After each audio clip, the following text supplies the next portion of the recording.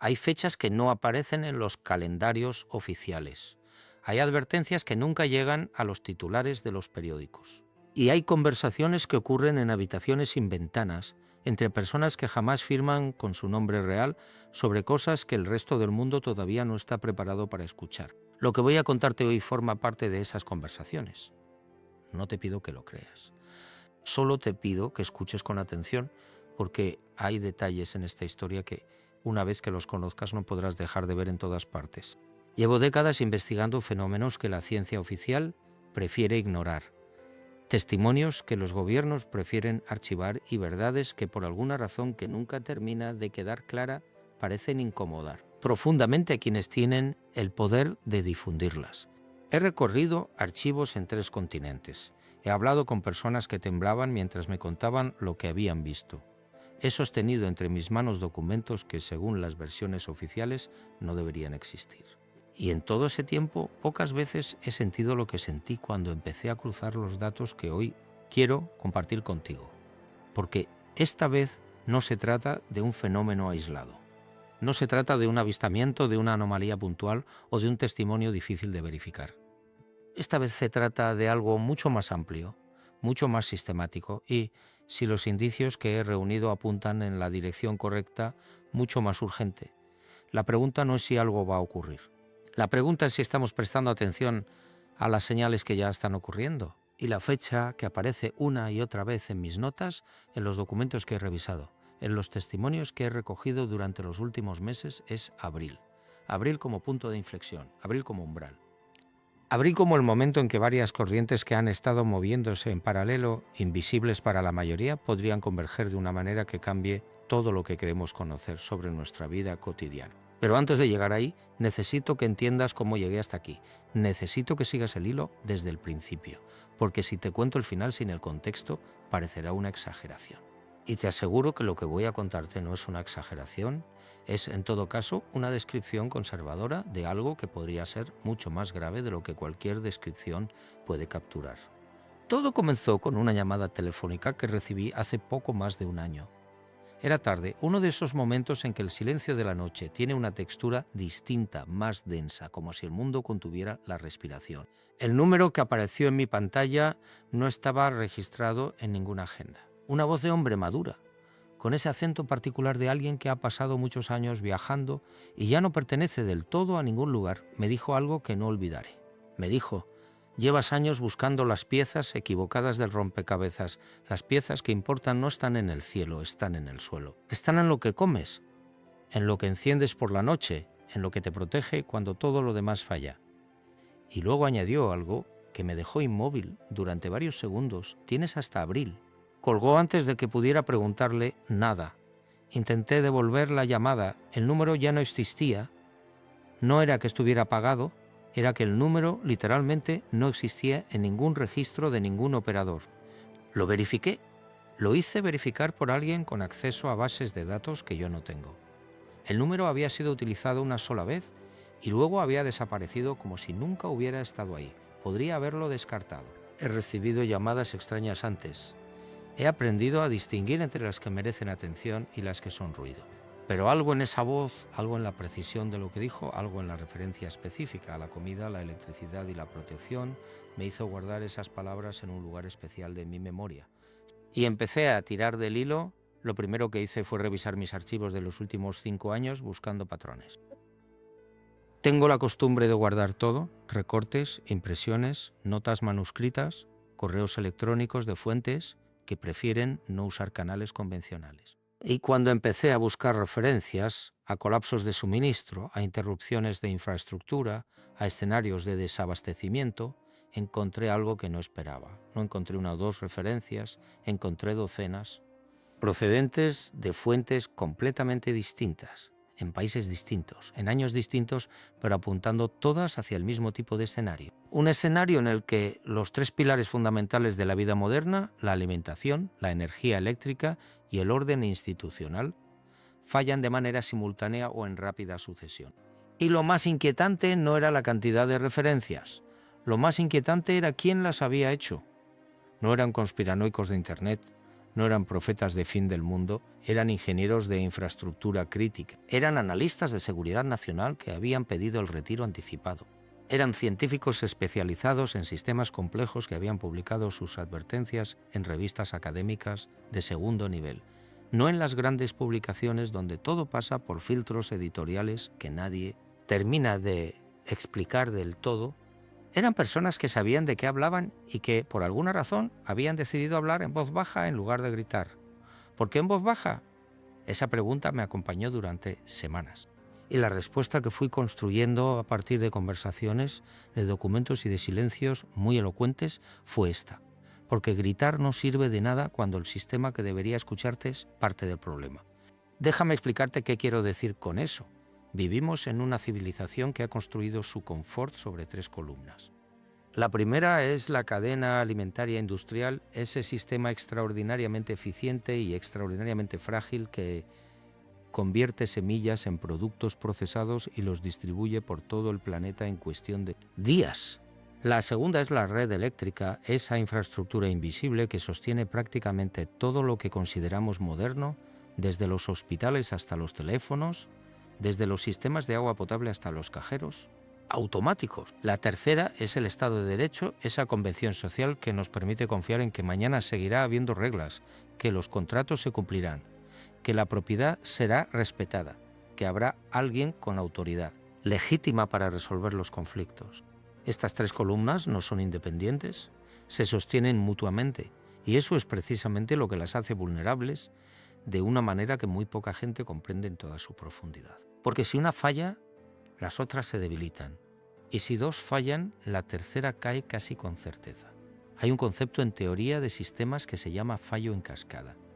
Ocurre cuando la falla de un componente de un sistema complejo genera tensiones que provocan la falla de otros componentes, que a su vez generan más tensiones, hasta que el sistema entero colapsa de una manera que ningún análisis de componentes individuales podría haber predicho. Los ingenieros que diseñan infraestructuras críticas conocen este concepto muy bien. Y lo que algunos de ellos me han dicho, siempre fuera de contextos formales, siempre con la condición de que sus nombres no aparezcan en ningún lugar, es que las redes modernas de suministro de alimentos y energía están operando con márgenes de seguridad que se han reducido dramáticamente en las últimas décadas, que lo que antes era un sistema con redundancias, con reservas, con capacidad de absorber perturbaciones, se ha convertido en un sistema optimizado para la eficiencia, pero expuesto como nunca antes a la posibilidad de un colapso sistémico. Un ingeniero que trabajó durante más de 20 años en el diseño de redes eléctricas me dijo algo que no puedo quitarme de la cabeza. Me dijo: hemos construido el sistema más eficiente de la historia, y la eficiencia máxima es indistinguible de la fragilidad máxima. Pensé en esas palabras durante mucho tiempo. La eficiencia máxima es indistinguible de la fragilidad máxima. Hay algo profundamente perturbador en esa idea, porque implica que todo el progreso que hemos celebrado, toda la optimización, toda la reducción de costos, toda la eliminación de lo que se consideraba exceso o desperdicio, ha sido en realidad un proceso de eliminación sistemática de los amortiguadores que nos protegían de los peores escenarios. Y los peores escenarios, como cualquier estudiante de historia sabe, no son hipotéticos. Ocurren. Han ocurrido antes. Y cuando ocurren en sistemas tan interconectados como los nuestros, ocurren de maneras que nadie anticipó completamente. Ahora bien, ¿qué tiene que ver todo esto con abril? ¿Por qué esa fecha específica? ¿Por qué ese mes y no cualquier otro? Esa fue la segunda parte de mi investigación, y lo que encontré fue, en cierto modo, más inquietante que los datos sobre fragilidad sistémica. Porque la fragilidad sistémica es un problema técnico. Lo que encontré en relación con abril tiene una dimensión diferente, una dimensión que no encaja fácilmente en los marcos del análisis convencional. Empecé a buscar referencias a abril en mis archivos con una mirada diferente. No como un mes cualquiera, sino como una fecha que aparecía en contextos que parecían no tener relación entre sí, pero que, al colocarlos uno junto al otro, formaban un patrón difícil de ignorar. Encontré testimonios de personas que habían tenido experiencias que podríamos llamar, con toda la cautela que ese término merece, experiencias de percepción expandida. Personas que en estados de meditación profunda o en momentos de crisis existencial o en circunstancias que ninguna taxonomía psicológica convencional termina de explicar satisfactoriamente habían recibido información que no podían haber obtenido por medios ordinarios. Y en varios de esos testimonios de fuentes que no se conocían entre sí, que vivían en países distintos, que no tenían ninguna razón para coordinar sus relatos, aparecía la misma referencia temporal, una ventana, un umbral, un momento de cambio, y ese momento en más de un caso estaba asociado con la llegada de la primavera en el hemisferio norte, con el periodo que en el calendario gregoriano corresponde aproximadamente a los meses de marzo y abril. Sé lo que estás pensando. Sé que esto suena a la clase de cosa que es fácil descartar. ¿Y te entiendo? Yo también lo descarté la primera vez, pero luego encontré algo que me hizo reconsiderar. Encontré un documento que había estado circulando de manera muy restringida entre ciertos círculos de análisis estratégico. No voy a decir cómo llegó a mis manos, solo diré que llegó y que las personas que me lo facilitaron corrieron un riesgo que yo no habría corrido en su lugar. El documento analizaba lo que sus autores llamaban ventanas de vulnerabilidad sistémica global, períodos en los que la combinación de factores climáticos, económicos, geopolíticos y de infraestructura creaba condiciones especialmente propicias para lo que llamaban eventos de disrupción mayor. Y entre esas ventanas, identificada con una precisión que me resultó perturbadora, estaba el periodo comprendido entre los últimos días de marzo y las primeras semanas de mayo de este año. El documento no decía que algo iba a ocurrir. Ese era el periodo en que las condiciones serían más favorables para ello, lo cual es, en cierto modo, más inquietante que una predicción directa, porque una predicción directa puede ser refutada. Una identificación de condiciones favorables no puede ser refutada de la misma manera. Es como decir que las condiciones meteorológicas son propicias para una tormenta. La tormenta puede no ocurrir, pero si ocurre, nadie podrá decir que no fue advertido. Ahora bien, ¿qué tipo de disrupción? ¿De qué estaban hablando exactamente los autores de ese documento? Aquí es donde la investigación se vuelve más concreta y paradójicamente más difícil de comunicar, porque los escenarios que el documento describía no son del tipo que aparece en las películas de catástrofes. No son explosiones, no son invasiones, no son eventos espectaculares que todo el mundo reconoce inmediatamente como crisis. Son algo más sutil y precisamente por eso más peligroso.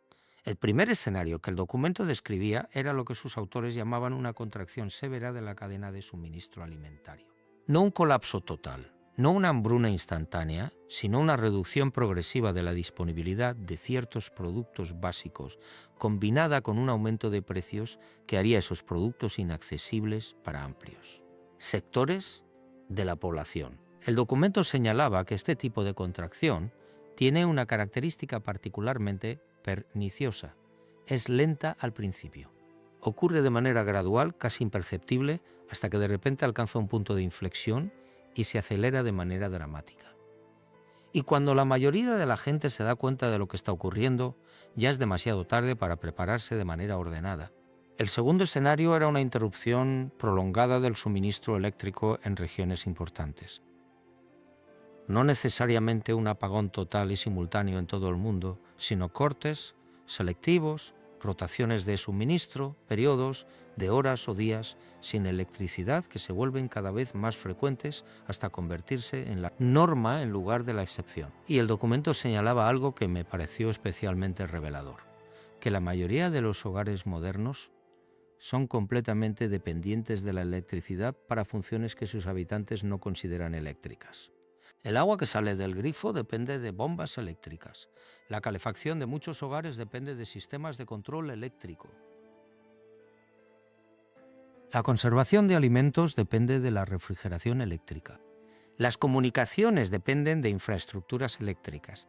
Incluso el dinero, en su forma moderna de tarjetas y transferencias digitales, depende de sistemas eléctricos para funcionar.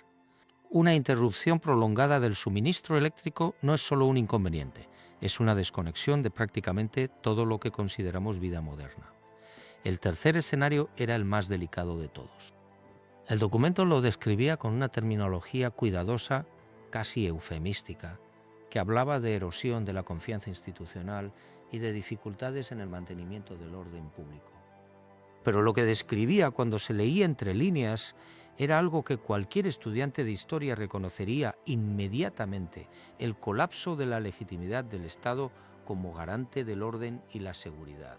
No necesariamente una revolución, no necesariamente una guerra civil, sino algo más gradual y más corrosivo: la sensación creciente de que las instituciones ya no pueden protegerte, que las reglas ya no se aplican de manera uniforme, que la ley ya no es un sistema de protección, sino un instrumento de control selectivo. Y cuando esa sensación alcanza una masa crítica en la población, las consecuencias son impredecibles de maneras que ningún modelo matemático puede capturar completamente. Lo que más me impresionó del documento no era el contenido de estos tres escenarios por separado. Era la afirmación de que los tres podían ocurrir de manera simultánea o en rápida sucesión, y que la combinación de los tres crearía una situación cualitativamente diferente y mucho más grave que cualquiera de ellos por separado. Porque la falta de comida genera tensión social, la falta de electricidad amplifica esa tensión al eliminar las válvulas de escape modernas, el entretenimiento, la comunicación, la información. Y la falta de ley convierte esa tensión en acción, en conflicto, en violencia. El documento utilizaba una expresión que no he podido olvidar. Decía que la combinación de estos tres factores creaba lo que llamaba un entorno de supervivencia primaria, un estado en que las prioridades de la gente se reducen a lo más elemental: conseguir comida, mantener el calor, proteger a los suyos. Y en ese estado, decía el documento, las convenciones sociales que consideramos permanentes y naturales pueden evaporarse en un tiempo sorprendentemente corto. Aquí es donde necesito hacer una pausa y ser honesto contigo sobre algo. No sé con certeza si lo que ese documento describía va a ocurrir. No sé si la fecha de abril es una predicción fundada o una coincidencia significativa. No sé si la voz de aquella llamada telefónica nocturna era la de alguien con información real o la de alguien que jugaba conmigo. Lo que sé es que los patrones que he descrito son reales. La fragilidad de los sistemas de suministro es real. La dependencia de la electricidad es real. La erosión de la confianza institucional es real y medible en prácticamente todos los países del mundo occidental. Y sé que independientemente de cuándo ocurra, la pregunta de si estamos preparados para un escenario de disrupción mayor es una pregunta que merece una respuesta honesta. ¿Cuántos días podrías sobrevivir sin ir al supermercado? ¿Cuántas horas podrías funcionar sin electricidad antes de que tu vida cotidiana se volviera inmanejable? ¿Tienes algún plan para situaciones en que las instituciones no pueden protegerte? Si estas preguntas te incomodan, si la respuesta honesta a todas ellas es cercana a cero, entonces quizá la información que quiero compartir contigo tiene un valor práctico independientemente de si la fecha de abril resulta ser significativa o no. Pero hay otra dimensión en esta historia, una dimensión que va más allá de la logística de la supervivencia y que en cierto modo es la que más me ha ocupado durante estos meses de investigación. Porque mientras reunía datos sobre fragilidad sistémica y ventanas de vulnerabilidad, seguía encontrando otra clase de material que no encajaba en los marcos del análisis estratégico convencional. Material que pertenecía a una categoría diferente, una categoría que la ciencia oficial prefiere ignorar, pero que, en mi experiencia de décadas de investigación, no puede ser descartada tan fácilmente. Me refiero a las señales, a las advertencias que no vienen de ingenieros ni de analistas estratégicos, a las que vienen de lugares que la racionalidad moderna no sabe muy bien cómo clasificar. Déjame contarte sobre una de ellas. Hace unos meses, a través de una cadena de contactos que prefiero no detallar, llegué a hablar con una mujer que había tenido lo que los investigadores de experiencias cercanas a la muerte llaman una experiencia de umbral.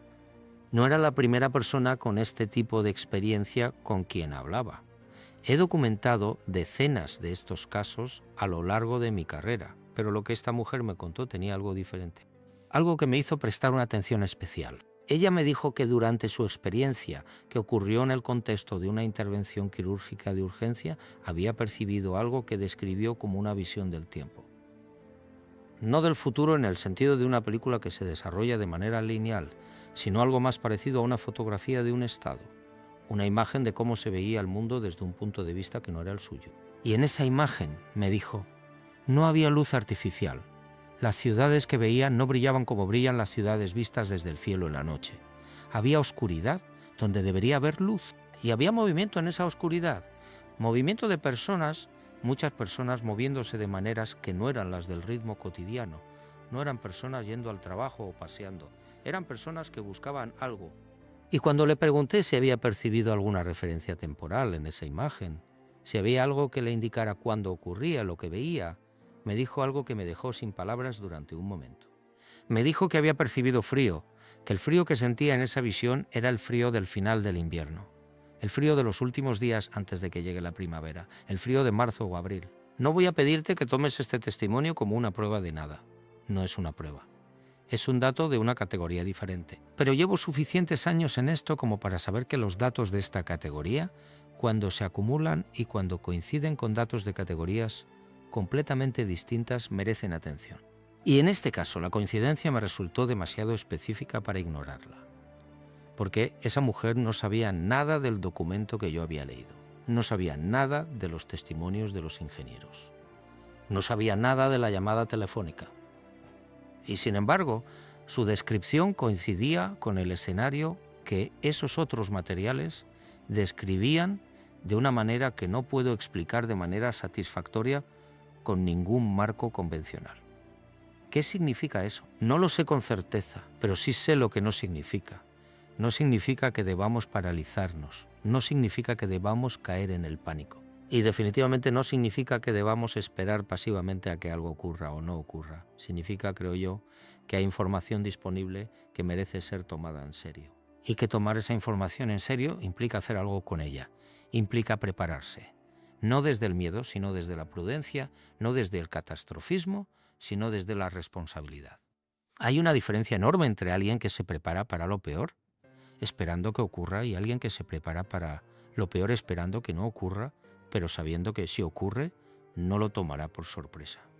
La segunda actitud no es pesimismo, es sabiduría. Es la misma sabiduría que llevaba a las civilizaciones antiguas a almacenar grano en años de abundancia, a construir pozos antes de que llegara la sequía, a preparar refugios antes de que llegara el invierno.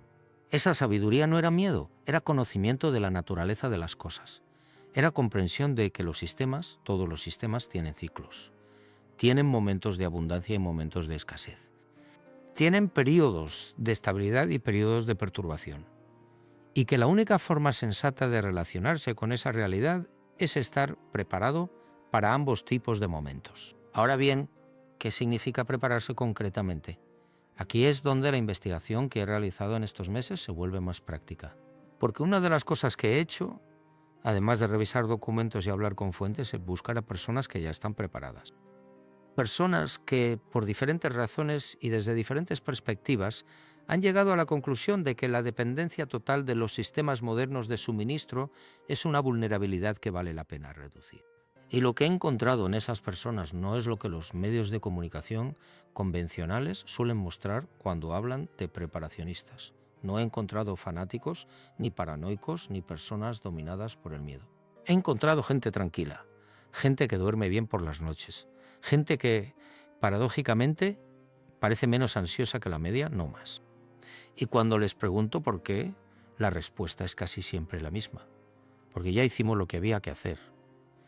Porque ya no dependemos de que todo funcione perfectamente para sobrevivir. Esa tranquilidad, esa serenidad que viene de la preparación, es algo que me ha impresionado profundamente, porque vivimos en una cultura que genera ansiedad de manera sistemática, que nos mantiene en un estado de dependencia y de incertidumbre que nos hace vulnerables no solo físicamente, sino psicológicamente.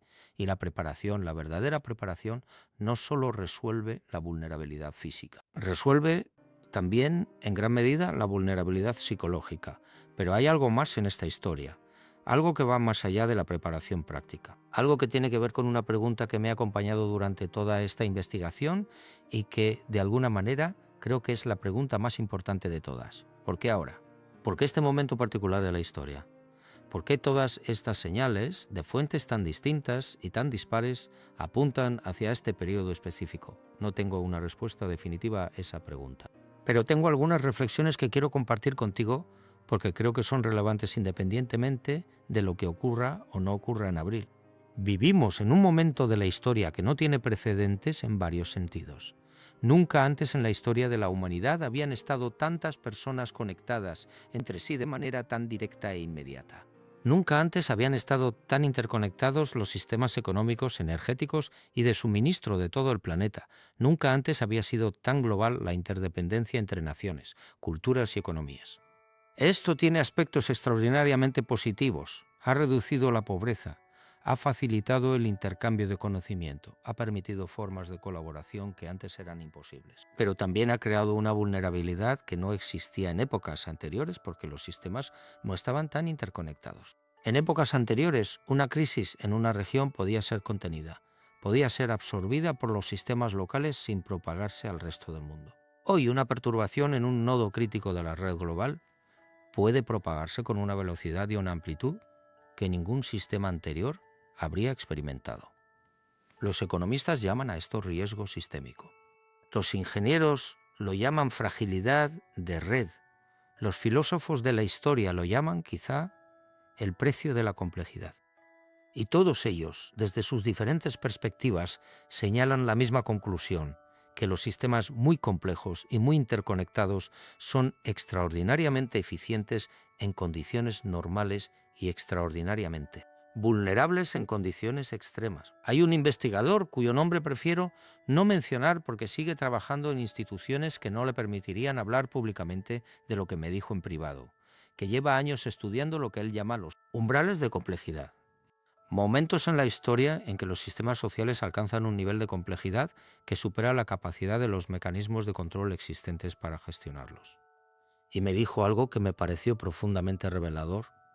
Me dijo que según sus modelos estamos muy cerca de uno de esos umbrales, que los indicadores que él monitorea, indicadores que tienen que ver con la velocidad de cambio tecnológico, con la densidad de las redes de interdependencia, con la brecha entre la complejidad de los sistemas y la capacidad institucional para gestionarlos, están en niveles que no tienen precedente histórico conocido. Y que cuando los sistemas alcanzan esos niveles de complejidad sin que los mecanismos de gestión se adapten a la misma velocidad, la historia muestra que lo que sigue es una simplificación forzada, una reducción de la complejidad que puede ocurrir de manera gradual y gestionada, si hay voluntad política y capacidad institucional para hacerlo, o de manera abrupta e incontrolada, si esas condiciones no se dan. ¿Adivinas cuál de las dos opciones considera más probable para el momento actual?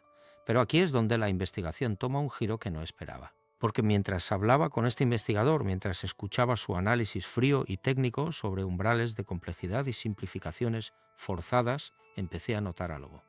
Empecé a notar que lo que él describía en términos de teoría de sistemas tenía un paralelo casi perfecto con algo que yo había encontrado en una fuente completamente diferente. Una fuente que no tenía nada que ver con la ciencia de sistemas ni con el análisis estratégico. Una fuente que pertenecía a esa otra categoría de datos que la racionalidad moderna prefiere ignorar.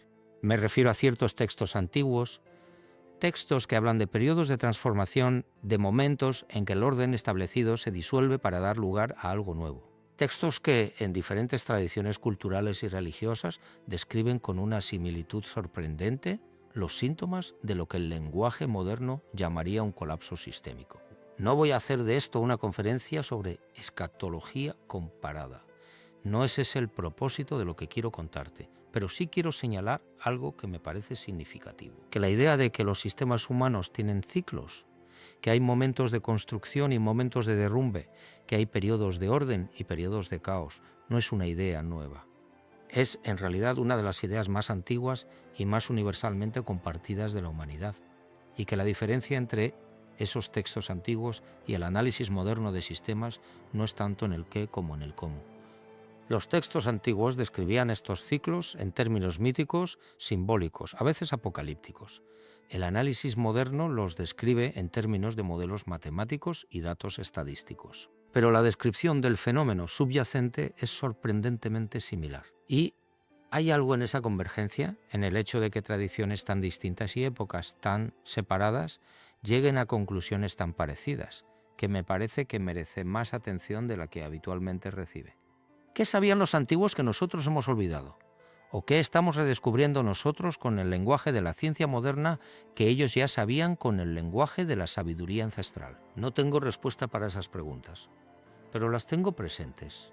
Hay una cosa más que quiero contarte antes de llegar al final de lo que necesito decirte hoy.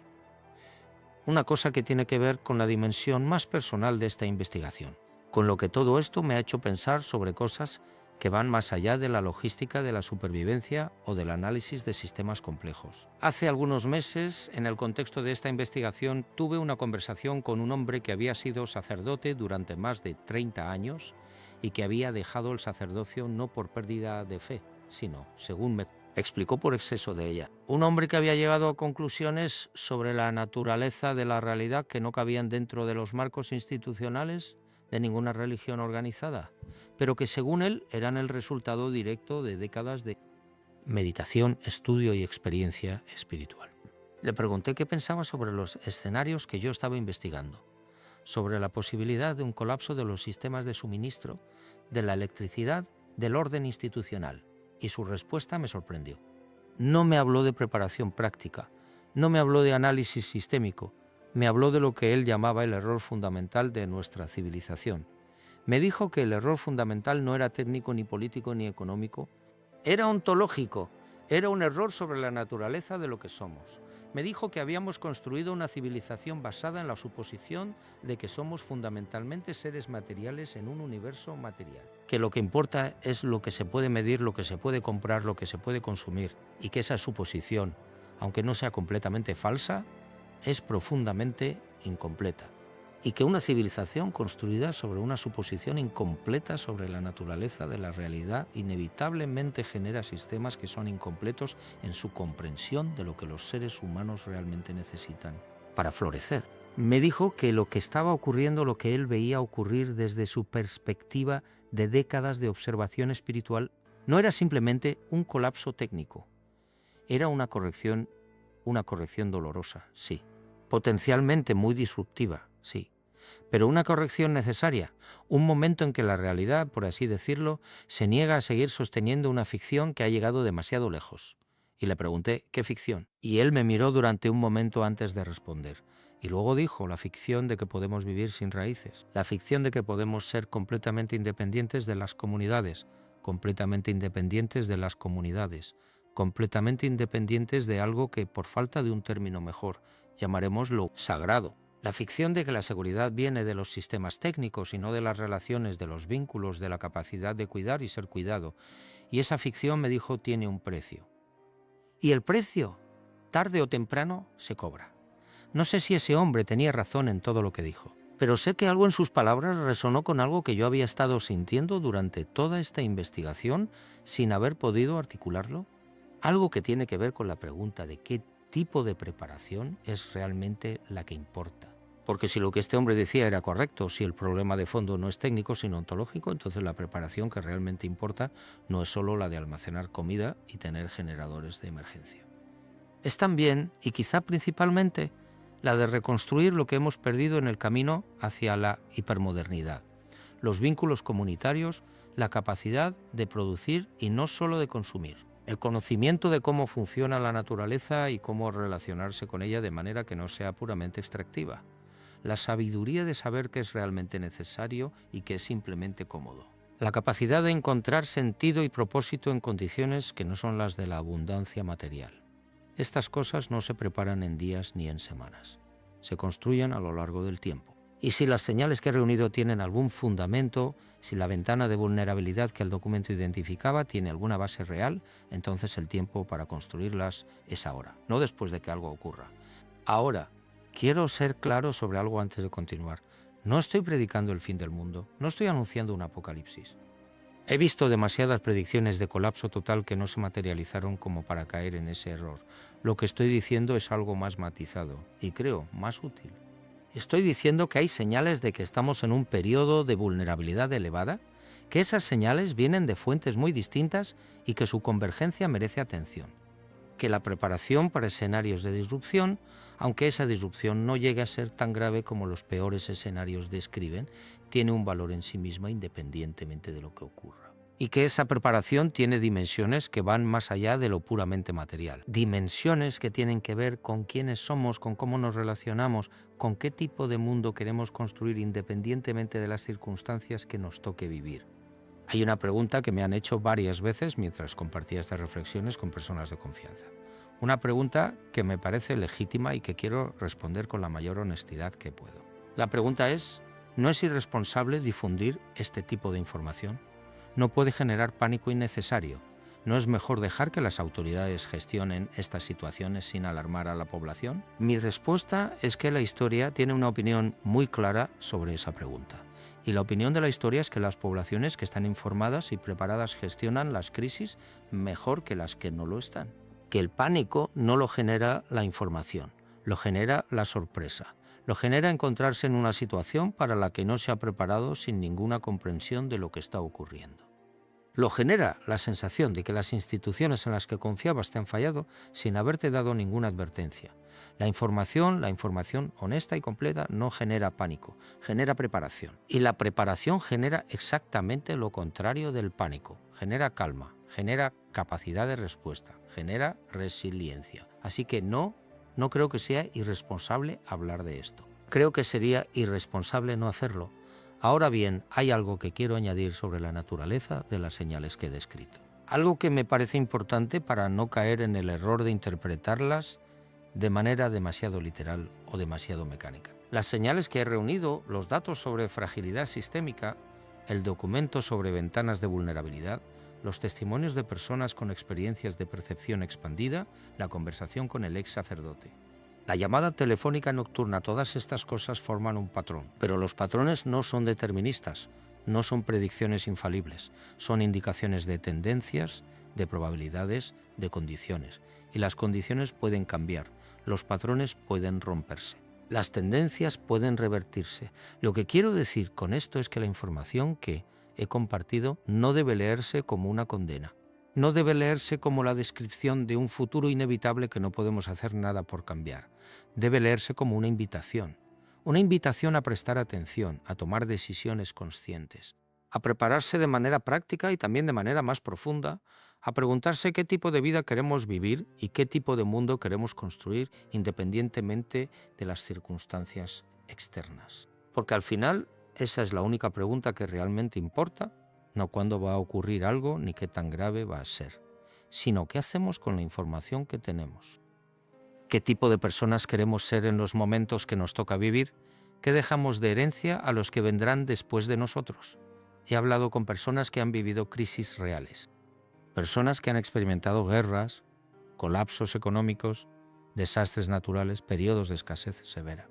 Y lo que me dicen de manera casi unánime es que lo que más importó en esos momentos no fue lo que tenían almacenado, fue quiénes eran, fue la calidad de sus relaciones, fue su capacidad de mantener la dignidad y la humanidad en condiciones extremas, fue su capacidad de ayudar y de recibir ayuda, fue en última instancia la profundidad de su vida interior. Eso no quiere decir que la preparación material no importe, importa como condición necesaria, no como condición suficiente. La comida almacenada te da tiempo. La electricidad de respaldo te da comodidad y capacidad de comunicación. Pero lo que te da la posibilidad de navegar una crisis sin perder lo esencial de lo que eres es algo que no se almacena en ningún sótano. Se cultiva en el silencio, en la reflexión, en la conexión con otros, en la práctica de lo que cada uno considera sagrado, en el ejercicio cotidiano de la compasión y la generosidad. Y quizá eso sea, en última instancia, el mensaje más importante que quiero dejar en todo lo que he compartido hoy.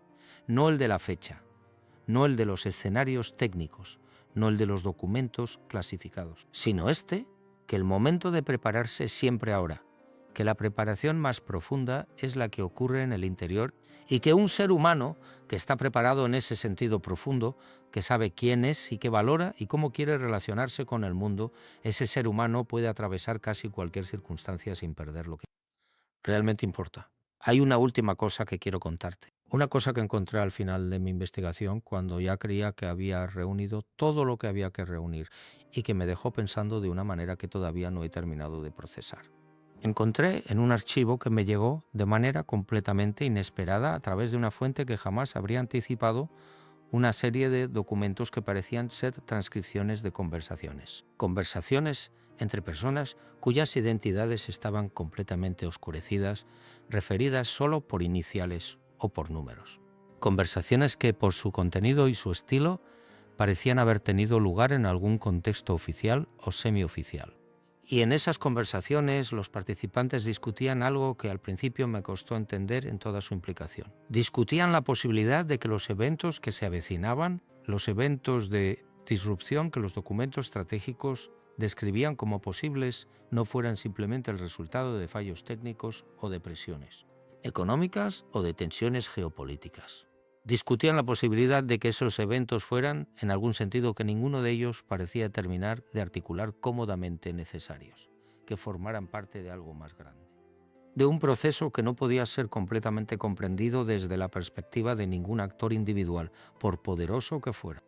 Uno de los participantes, identificado solo como un número, decía algo que me resultó extraordinariamente perturbador en su honestidad. Decía que la sensación que tenía después de años de análisis y de acceso a información que la mayoría de la gente no tiene era que los seres humanos, todos los seres humanos, incluidos los que supuestamente están en posiciones de control, son en realidad pasajeros en un proceso que nadie controla completamente. Que la ilusión de control, la ilusión de que hay actores que comprenden completamente lo que está ocurriendo y que pueden dirigirlo hacia los resultados que desean.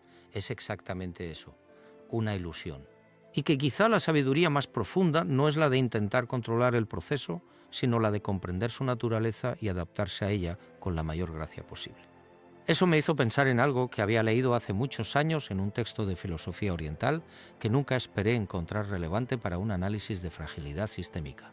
El texto decía que la resistencia al cambio no detiene el cambio, solo hace que el cambio sea más doloroso, y que la sabiduría no consiste en evitar el cambio, sino en aprender a moverse con él, en aprender a soltar lo que ya no puede sostenerse y abrazar lo que está emergiendo, sin nostalgia por lo que se va, sin miedo a lo que viene, con la confianza de que en la profundidad de las cosas hay un orden que supera nuestra capacidad de comprensión, pero que no por eso deja de estar presente. No sé si eso es verdad.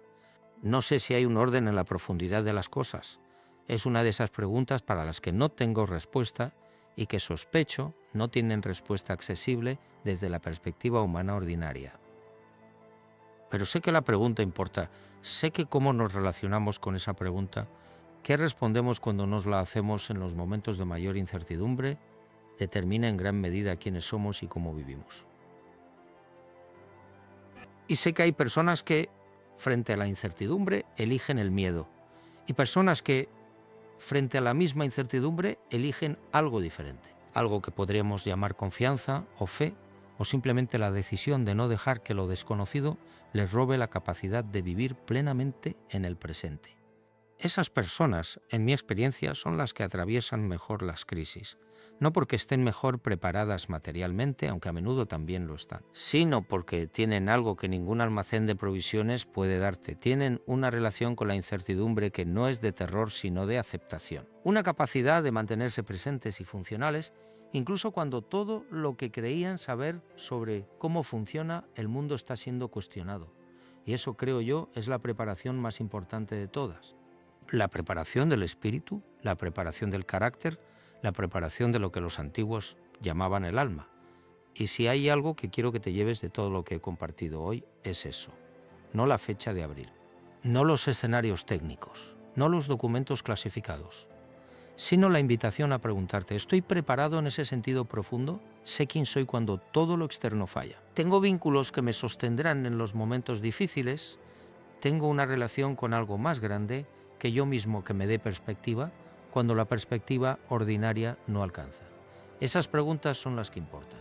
Y el momento de hacérselas es siempre ahora, siempre antes de que la crisis llegue, porque en el medio de la crisis, cuando el tiempo y la energía son escasos y las circunstancias son urgentes, no es el momento de construir lo que debería haberse construido antes. Es el momento de usar lo que ya se construyó. Así que si hay una sola cosa que quiero pedirte que hagas después de escuchar esto, es que te hagas esas preguntas, con honestidad, sin evasión, con la disposición de actuar en función de las respuestas que encuentres, porque el tiempo, como siempre, es ahora. Y ahora, como siempre, es el único momento en que realmente podemos hacer algo. Hay algo que no he mencionado todavía y que quiero añadir antes de cerrar. Algo que tiene que ver con la dimensión colectiva de todo lo que he descrito. Porque hasta ahora he hablado principalmente de preparación individual, de lo que cada persona puede hacer para reducir su vulnerabilidad y fortalecer su capacidad de respuesta. Pero hay una dimensión que va más allá de lo individual y que, creo, es igualmente importante: la dimensión comunitaria.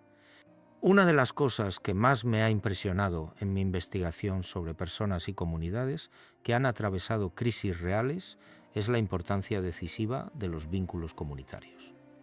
La importancia de conocer a tus vecinos, de saber quién en tu entorno tiene qué capacidades, qué conocimientos, qué recursos. De haber construido relaciones de confianza y de reciprocidad antes de que llegue el momento en que las necesitas.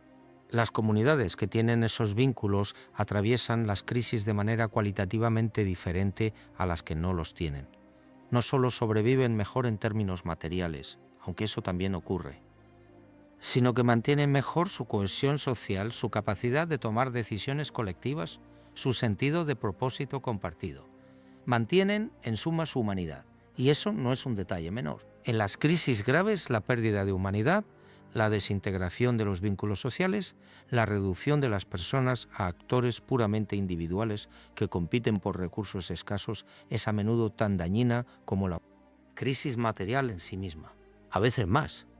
Así que la preparación comunitaria, el trabajo de construir y fortalecer los vínculos con las personas que nos rodean, es tan importante como cualquier preparación individual. Y es, quizá, la forma de preparación que más hemos descuidado en las últimas décadas, en que el individualismo y la movilidad y la hiperconectividad digital han debilitado de maneras que no siempre vemos claramente los tejidos comunitarios que durante siglos fueron la primera línea de defensa de los seres humanos frente a la adversidad. Pienso en los pueblos pequeños que todavía existen en muchas partes del mundo, en los lugares donde la gente todavía se conoce de verdad, donde todavía hay redes de ayuda mutua, donde todavía existe ese conocimiento tácito de quién puede hacer qué cuando hace falta. Esos lugares, en mi observación, son mucho más resilientes que las grandes ciudades hiperconectadas y profundamente atomizadas, no porque tengan más recursos. A menudo tienen menos, sino porque tienen algo que los recursos no pueden comprar: el capital social, la confianza acumulada, el conocimiento mutuo, la disposición a ayudar y a ser ayudado. Eso es lo que quiero decir cuando hablo de preparación comunitaria. No se trata de formar grupos de supervivencia ni de crear búnkers colectivos. Se trata de algo mucho más simple y mucho más profundo: de conocer a tus vecinos, de participar en tu comunidad, de construir relaciones de confianza y de reciprocidad, de ser el tipo de persona que otros quieren tener cerca cuando las cosas se ponen difíciles. Eso es preparación, eso es resiliencia. Y eso, a diferencia de muchas otras formas de preparación, no requiere dinero ni equipamiento especial. Requiere tiempo, atención y la disposición de salir de la burbuja del individualismo moderno y reconectar con algo que los seres humanos siempre supieron que era esencial: que no estamos hechos para vivir solos, que somos, en lo más profundo de nuestra naturaleza, seres de relación, seres que necesitamos a otros para ser completamente nosotros mismos. Y quizá eso también sea parte de lo que la posible corrección que se avecina, si es que se avecina, tiene para enseñarnos. Quizá parte de lo que necesitamos redescubrir como individuos y como civilización es precisamente eso: que la seguridad real no viene de los sistemas técnicos, sino de los vínculos humanos. Que la abundancia real no es la acumulación material, sino la riqueza de las relaciones. Que el progreso real no es el crecimiento del Producto Interior Bruto, sino el florecimiento de la vida humana en toda su complejidad y profundidad. Son ideas antiguas. Son ideas que prácticamente todas las tradiciones de sabiduría del mundo han afirmado de una manera u otra. Y son ideas que nuestra civilización moderna ha ignorado sistemáticamente en su búsqueda de eficiencia y de crecimiento. Quizá ha llegado el momento de recordarlas. Quizá ese es el sentido más profundo de lo que las señales que he reunido están indicando. No solo un colapso técnico, no solo una disrupción de los sistemas de suministro, sino una invitación, dolorosa quizá, pero genuina, a recordar quiénes somos realmente, a volver a lo esencial, a construir sobre cimientos que no dependen de que todo funcione perfectamente para sostenerse. Eso es lo que creo, en el fondo, que está en juego. No solo la supervivencia física, sino la oportunidad de construir algo mejor sobre las ruinas de lo que ya no puede sostenerse. Una civilización más sabia, más humana, más conectada con la realidad de lo que somos y de lo que necesitamos para florecer. No sé si eso ocurrirá. No sé si la humanidad aprovechará esa oportunidad si se presenta. La historia sugiere que las oportunidades de este tipo a menudo se desperdician, que los seres humanos tienen una tendencia notable a reconstruir después de cada crisis exactamente los mismos errores que causaron la crisis anterior, solo con tecnologías más sofisticadas. Pero también sé que hay momentos en que esa tendencia se rompe, momentos en que algo cambia de verdad, momentos en que la humanidad da un salto, no tecnológico sino de comprensión, de sabiduría, de madurez. Y quizá este sea uno de esos momentos, quizá lo que está ocurriendo, lo que podría ocurrir en los meses que vienen, sea precisamente ese tipo de oportunidad, una oportunidad disfrazada de crisis. Una invitación disfrazada de amenaza, un comienzo disfrazado de final, no lo sé. Nadie lo sabe con certeza, pero sé que la actitud con que nos acerquemos a lo que viene determinará en gran medida lo que hagamos con ello. Y sé que la actitud que quiero cultivar y que quiero invitarte a cultivar no es el miedo, ni la parálisis, ni el cinismo. Es la preparación práctica combinada con la apertura espiritual. La prudencia combinada con la confianza. La acción combinada con la aceptación. La voluntad de hacer lo que podemos hacer, combinada con la sabiduría de soltar lo que no podemos controlar. Eso es lo que tengo para decirte hoy. Eso es lo que semanas y meses de investigación, de conversaciones, de documentos y de reflexión han destilado en mí. No certezas, no predicciones infalibles, no respuestas definitivas, sino preguntas que merecen ser tomadas en serio, señales que merecen atención. Y una invitación a prepararse en todos los sentidos de esa palabra, para lo que viene, sea lo que sea, cuando sea, como sea. Si algo de lo que he compartido hoy resuena contigo, si hay algo en estas palabras que toca algo que tú también has sentido o pensado o intuido, me gustaría saberlo. No porque necesite confirmación, sino porque creo que estas conversaciones importan. Creo que el hecho de que personas de diferentes lugares y diferentes perspectivas estén teniendo pensamientos similares sobre este momento de la historia es en sí mismo significativo. Es en sí mismo una señal. Y las señales, como he aprendido a lo largo de décadas de investigación, merecen ser compartidas. Así que si quieres, déjame tu reflexión. Cuéntame si has notado algo, si has sentido algo. Si has tenido una conversación que no puedes quitarte de la cabeza, si has visto algo que no encaja en los marcos habituales. Quizá no seas el único. Quizá nunca lo fuiste. Y quizá eso, el descubrimiento de que no estás solo en lo que percibes, sea el primer paso hacia algo que todavía no podemos nombrar completamente, pero que ya podemos sentir. Algo que se mueve bajo la superficie de lo cotidiano. Algo que está tomando forma en los márgenes de lo visible. Algo que, cuando llegue el momento de mostrarse completamente, cambiará la manera en que entendemos quiénes somos y cuál es nuestro lugar en este universo extraordinario y misterioso que, a pesar de todo, seguimos sin comprender del todo. Y quizá ese sea el mayor misterio de todos, no lo que está ocurriendo ahí afuera, no las crisis, ni las disrupciones, ni las ventanas de vulnerabilidad, sino lo que todavía no comprendemos sobre nosotros mismos, sobre la profundidad de lo que somos, sobre la naturaleza de la conciencia que nos permite hacer estas preguntas, sobre el lugar que ocupamos en un cosmos que es, en todos los sentidos que importan, infinitamente más grande y más extraño y más maravilloso de lo que cualquier sistema de creencias, científico o religioso, ha logrado capturar completamente.